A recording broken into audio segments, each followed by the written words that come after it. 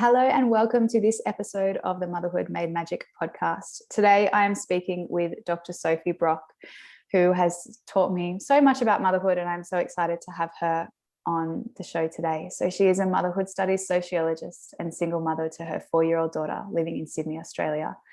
She works with mothers and professionals who support mothers to understand the ways mothers' experiences are socially and culturally shaped.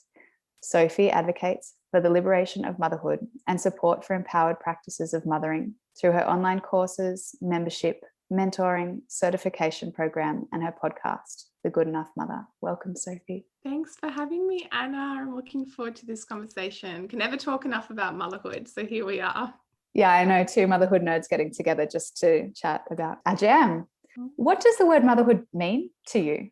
I tend to think of motherhood as distinct from mother or mothering. So I actually think about motherhood as a social construct. So I see it as the thing that is external to us that we kind of enter into when we become mothers.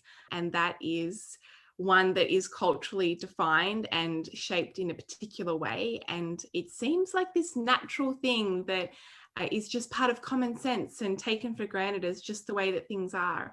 But of course, as we know that that's not the case, and the more that we can make that visible, the more I think we can reclaim our position as women who are mothers within the structure of motherhood.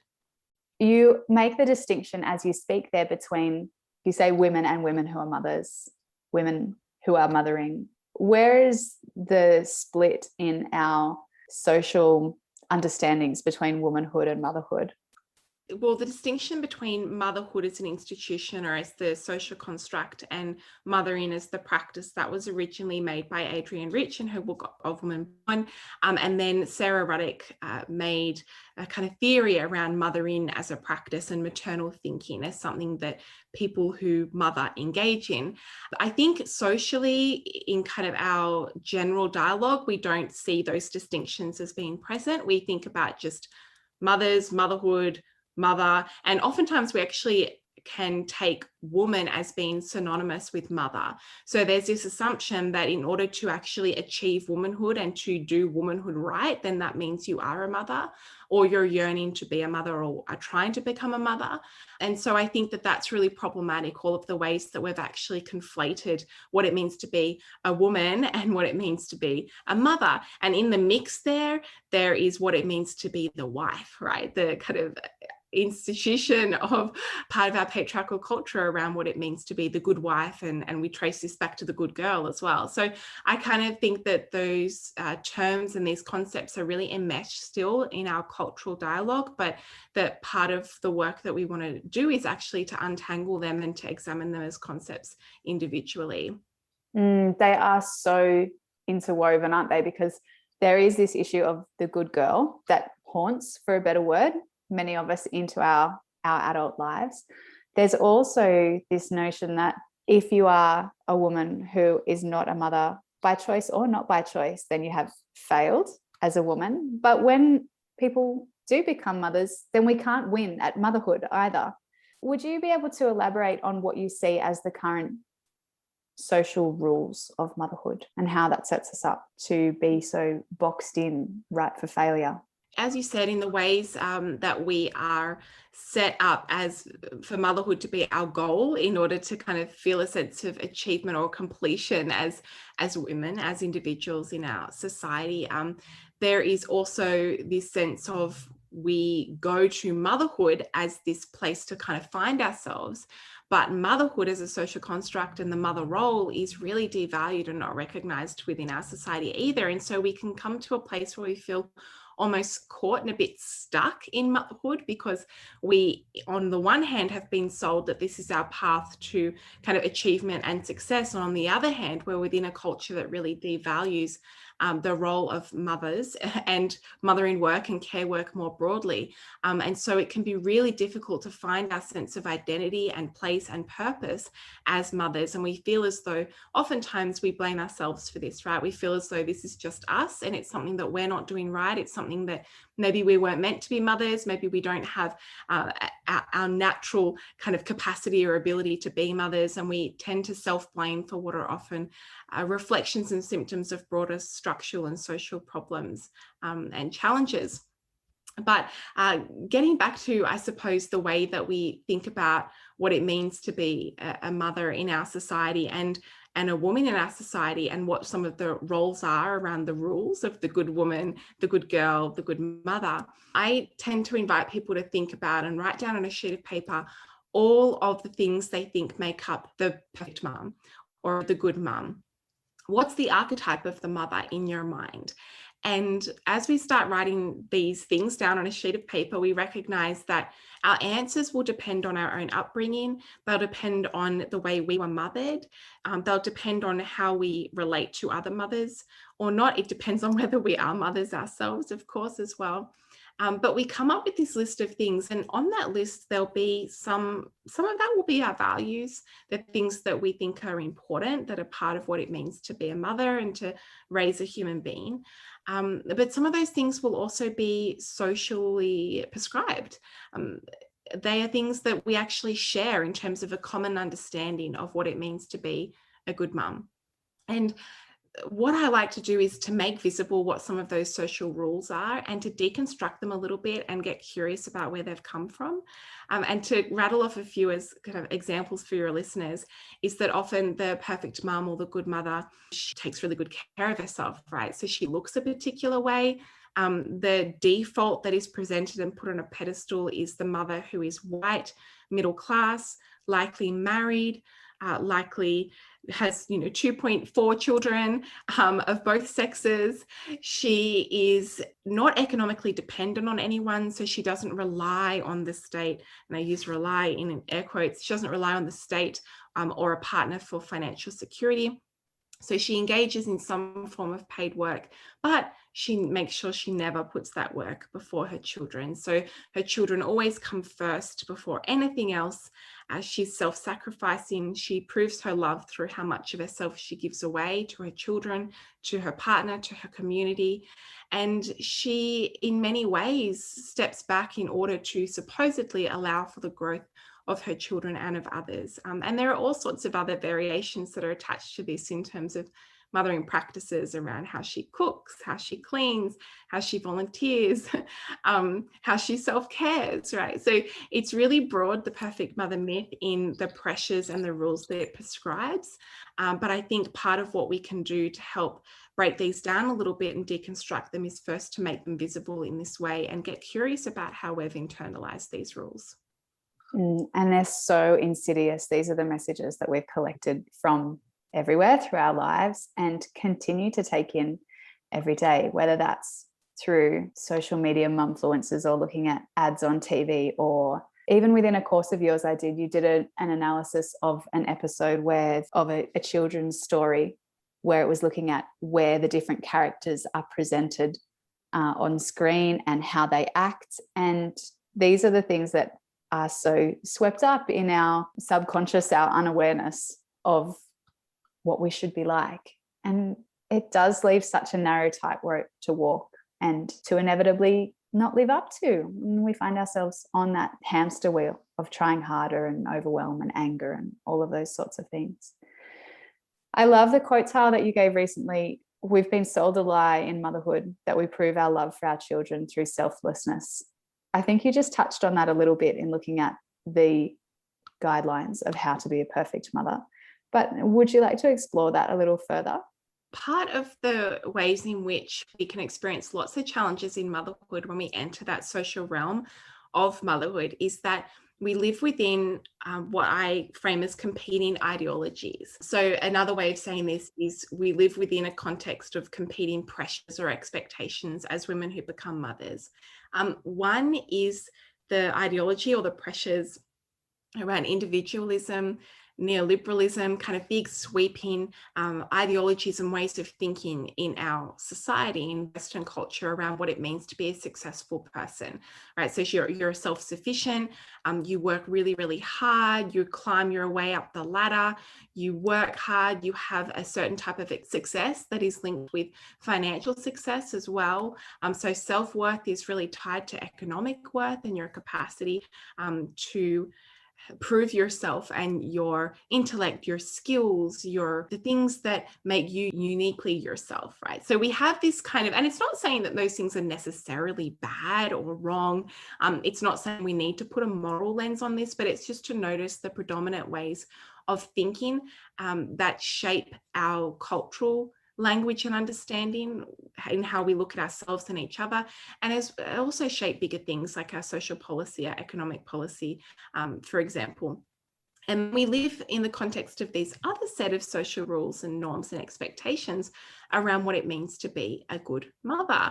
And interestingly, a lot of the rules around good motherhood jut up right against those rules of being a good independent person. Okay, so even thinking about in terms of independence, and this will lead us to talk about self-sacrifice, we have on a pedestal our capacity to be independent, and that is celebrated, right? Think about the things we're celebrating: finishing school, getting your driver's license, if you go to university, your first job, moving out of home. Like, we have things that we celebrate that are around us moving away from a state of dependence into a state of self-sufficiency.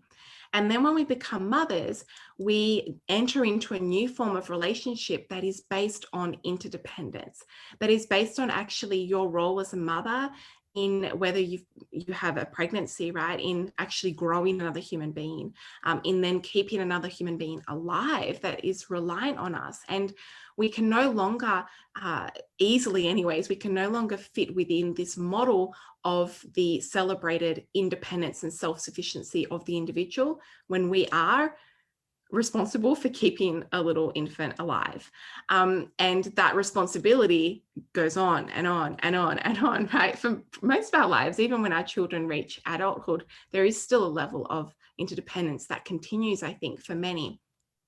And so we're within this context where, as mothers, we're kind of pressured into trying to live up to both, which are actually opposing. And this is why so many of us who are mums really struggle in trying to find that elusive balance between being an employee or in the paid workforce and being a mum. And this is what leads me to share around the quote tile that you've just read out in terms of self-sacrifice, because we're being asked to give of ourselves and give up who we are for our kids in order to prove our love for them, to prove our worth, to show how good of a mum we are, to nurture their development and growth through almost stunting ours or shying ours away because we don't want to be seen as selfish or self-indulgent or putting anything above our children. Yet on the other hand, we're asked to be these kind of successful, productive citizens and workers, and the two are incompatible. And this is why we kind of switch positions when we take on, care for our children. We may drop them off at daycare or at school, and we leave our mum hat off there, and then we go and we put our working hat on, and back and forth. And so I think this is a really pervasive challenge that lots of mothers in our culture face, but that isn't named. We just kind of take it for granted. This is how it is. And if we're struggling, it's up to us. And so part of what I'm passionate about is really breaking down that binary and saying, let's question this notion that we've been led to believe we prove our love through how much of ourselves we give away. I think it's the opposite. It's a loaded notion, the idea of selflessness. You must have been asked a million times, why is it so hard for me to ask for help? Why am I doing this by myself? And it's so hard, and I'm so tired, and I'm so depleted, but no one's here to help me. And we're not going to break free and be able to understand why that is until we dig into some of this stuff that is socially patterned, not personally chosen. There are some other pieces that you've been writing recently around breaking the rules of motherhood is reliant on breaking free of good girl conditioning, and around the pulling down of what you might call the mask of motherhood. What would you like listeners to know about those ideas? So I would first say there's a book by Susan Moshart on the mask of motherhood, if others are interested. That's kind of where that language originated from. But I suppose I think about it in terms of the way that we've been conditioned into the social construction of motherhood starts well before we're mums, as you read out there around good girl conditioning. And I think it starts when we're children ourselves, right, in the ways that we look at girls and we ask and we praise and we notice what they do for others, how much they're able to serve others, how kind they are, caring they are, thoughtful they are. Again, not to put a moral lens on this and say that we shouldn't be teaching our children those things, of course not, but let's notice and get curious about the things that we praise and reward in our girls that differ from the things that we praise and reward in our boys. And the mask of motherhood and patriarchal motherhood, I want to just add like a little asterisk here, rather than going to that conversation, but to just say that it harms our boys too, and that it has implications for men as well. And I think sometimes, again, we're led to believe in this sort of dichotomized way of thinking that this us and them mentality, but I really like to emphasize the structure that we're all living within, as describe it like the fish tank that we're living within, and that we're all swimming around within that tank. And let's make visible how we've been conditioned into believing that that's our home and that's just the way that it is and that it's not changeable. So when we go back to looking at good girl conditioning and all the ways that we can be praised for moving out of the way, making space for others, the fierceness and the messiness and the complexity and the chaos actually that can come with our experience of being human beings with a full breadth of emotional experience, that is too messy for others to see and to hold. And so we want to quieten that down. We want to tame it. We want to make sure that it's palatable for others and that we are thinking about how others are feeling and receiving us and our presence. And I just get curious about the messages that we're given then as children and how these can relate to the messaging that we receive very strongly when we become mothers. So I kind of see good girl conditioning and the conditioning we experience socially as girls, as teenagers, as young women, and thinking about how that sets a particular stage for what we enter into when we become mothers, and that a lot of those shoulds are kind of dialed up in intensity when we become mothers ourselves. And interestingly, I think there's another phase through kind of menopause and postmenopause where actually that dial kind of comes down a little bit. Many women step into a new sense of their power because some of these shoulds and social scripts are not placed so intensely on the woman then, right? Because of a whole bunch of reasons. Part of this also has to do with like the beauty myth that we're subject to. But really, I'm saying that to point at all of the ways through which social structure impacts us at every stage of our life course, from when we're babies until we reach the end of our lives, if we do so. So I think being conscious of good girl conditioning can really be our point at which we can start to claim back some of our power as mothers who are doing the mothering work of our daughters and of our sons, to see the ways in which we may be able to create some little cracks and shifts in the future generation of what it means to be a mother in our culture. And it is in that sight of the mothering work rather than the dense oppressive feelings of the motherhood experience that we can start to feel some of that opening to possibility and that reclamation. And I love that you are sharing this message so well. You mentioned how we're all within this fish tank, we're all within this experience of our society at all stages of our life. How much control, or perhaps control is an illusion, but how much choice and agency do you think we actually have in our experience of motherhood? I mean, it's a complex question and one that I think I don't have the answers to necessarily, but to say that what I tend to try and do in my work is to first make visible that fish tank, to first make visible the ways in which we're swimming around in a world that has particular rules and expectations around what it means to be a woman, a mother. And we can extend this more broadly to all different sorts of roles that we inhabit as human beings. And looking at the social labels, that are placed on us and that we occupy. So to first make visible that tank, to say, well, this is what we're swimming within. Like, let's actually make visible the things that are seemingly there, right? Because in order for them to be maintained, they actually need to remain invisible. We can't actually start to change something or push back against something when we can't actually see it or name it or talk about it. So I see that as our first step. Second step is actually a sense of self-compassion, which means emphasizing the ways that we don't necessarily have choice in the ways we're led to believe we are. So that is going, okay, where am I experiencing guilt? Where am I experiencing self-blame? Where am I shooting on myself? Where am I thinking that the reason why I'm struggling is purely through my failings? And so bringing in a sense of compassion there after we have an awareness of the structure to see all of the ways that our individual lives, experiences, and choices have actually been shaped within a particular context. Then, though, I think the next step of that is important to take, because if we stay in that place, we can be left with a real sense of powerlessness, a sense of being immobile, a sense of recognition that we're living within this tank of motherhood, this social context, and we can't actually jump out of the tank. We can't actually, if we completely move into a whole different culture, then maybe, but, also to make that point, there is a side note that the tank looks different in different cultures. This is not the way that motherhood is or has been, and it's contextually and historically dependent. But to go, okay, well, now that I recognize I'm in the tank, now that I understand the ways that I've internalized those shoulds and those rules that have been written up around what it means to be a mum, how can I start to take back some agency here? And this is what Professor Andrea O'Reilly calls mothering against motherhood. So the ways that we can actually use our agency, use our power as women who are mothering our children, as individuals who now recognize the context we live within, how we can start to take back some of our own power and choice within these constraints. And so that's where we start getting down to looking at what our values are individually, kind of going through a process of untangling those shoulds from what is actually valuable and important to us.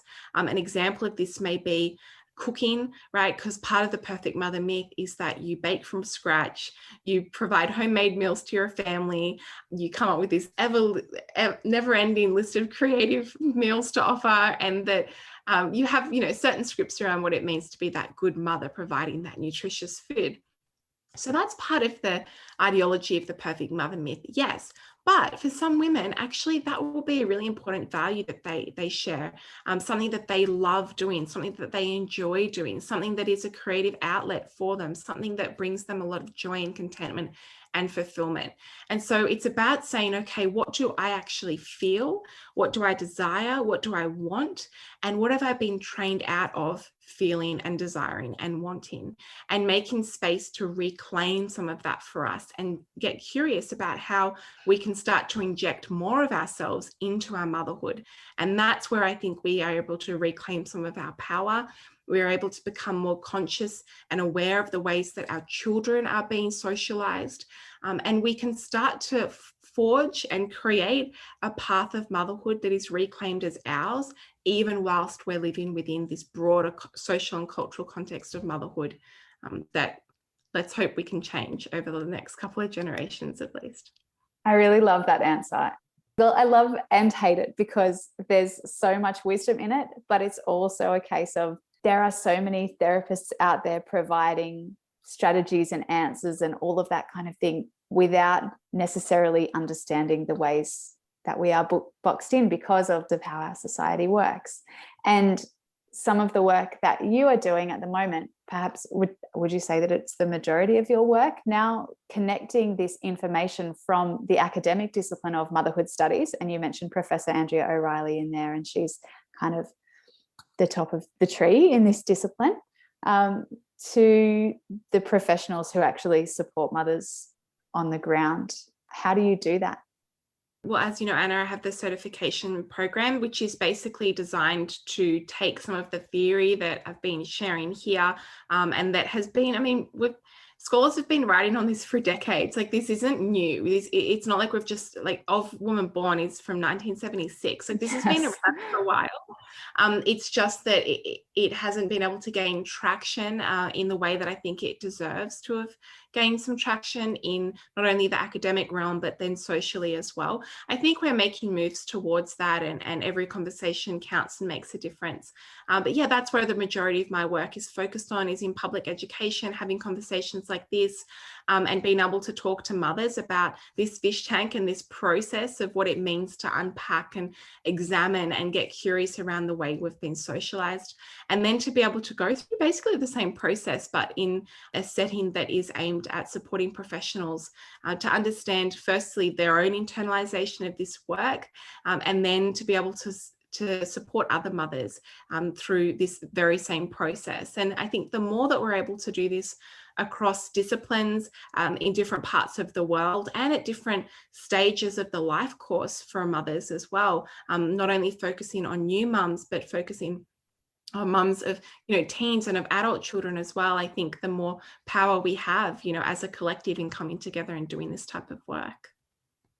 You take enrollments from people all over the world. What are some of the things that you have learnt about motherhood in different sociocultural, historical contexts from the participants within your study cohorts as the facilitator, as well as all of the insights that you've shared with those participants? Has anything surprised you?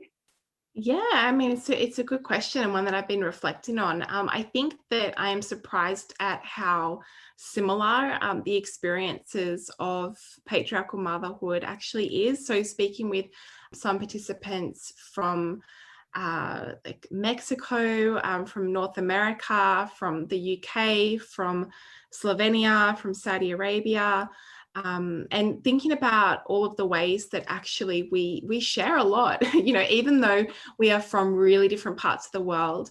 And I've tried to make my certification accessible for people in different socioeconomic positions as well, in order to be able to recognize that how we are situated actually in terms of how much we're able to access the internet or, a course, for example, like that also impacts what sort of experiences you'll be hearing from it and who is able to share and use their voices in those spaces.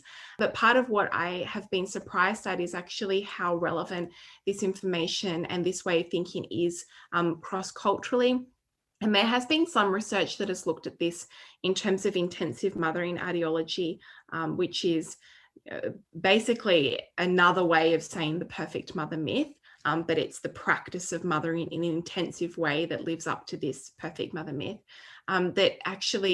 That is a theory from Sharon Hayes, and there's been some research that has looked at that theory cross-culturally and has found lots of resonances as well, because we tend to think there's a lot of this work, and going back to Adrienne Rich, has been grounded in, and a lot of the roots that are drawn from and spoken about in public discourse like this are actually from white middle class feminists. And so there's an understanding and recognition there of, where we receive our knowledge from, what knowledge is platformed and seen as valuable, and whose voices we're hearing.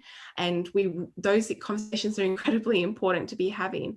I think from the certification, it's reminded me of how much work there is still to do, how much value there is in hearing diverse voices and different people's experiences of mothering and of working with mothers, but also just a real sense of collective and shared passion in wanting to create a change and see difference, to be able to support mothers and knowing that actually means supporting children and communities more broadly too. Yes. Healthy and supported mothers means healthy and supported families and communities and societies, and this is how the change ripples out. And I really respect the way that you are going about making this information and this program more accessible for more people. As a graduate of the first round, I can attest to its quality, and it just was so interesting and eye-opening at different parts. There was something that grabbed me from each of the trainings in there. So as many people who can do that, the better. Thanks, Anna. Yeah, and I really appreciate the opportunity to speak with you and the work that you're doing, and knowing that it's a collective movement that we're part of in trying to create this change and to create awareness and to create connection between all of us too. It's wonderful to be all a part of it. Is there anything else you would like to add, Sophie, before we wind up? Just really that whoever is listening to this episode to really understand that you're not alone in this, that there are many people who experience similar challenges, even though it can feel a really isolating experience to go through sometimes, that transition into motherhood and the ongoing transition that that is part of that as well. It's not just in the early years, although that's when there can be a lot of intensity, but really to know that you're not alone, that there is help and support out there, and that to recognize all that you are doing. I think sometimes we can really want to focus on the things we want to do differently or improve on, or how we can make a change and move forward. But sometimes I think there's a lot of wisdom and value in just noticing where it is we are and what it is we are managing and experiencing in our lives right now. Wonderful advice. Where can we find you, Dr. Sophie? Sure, yeah. So you can find me Facebook and Instagram, Dr. Sophie Brock, on there, my website, drsophiebrock.com. And I think, as you mentioned earlier, I have a podcast, The Good Enough Mother. So yeah, those are all the places you can find me. I'd love to hear from any of you and to connect more. Thank you for being with us today. I hope you found this episode got you thinking. I'd love you to continue the conversations with me on socials at Anna Cusack Postpartum, or grab my book, Mama You're Not Broken, from www.annacusack.com.au/book. If you wish to give back to this podcast and its guests, head to www.annacusack.com.au/podcast to become a patron of the show for just $5 a month. Remember to hit subscribe, and I'll see you next episode.